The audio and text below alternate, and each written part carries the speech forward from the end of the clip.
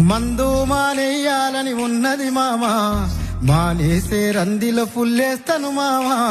తెల్లారిత తాగొద్దని ఉంటది మామా, తలకెక్కెనని పొద్దున పెగ్గేస్తుంది మామా. ఏమున్నది మామా ఈ మందు సీసల్లా, ఏమున్నది మామా ఈ మందు సీసల్లా, మన బతుకంతా బంది చేసినది సూడిలా.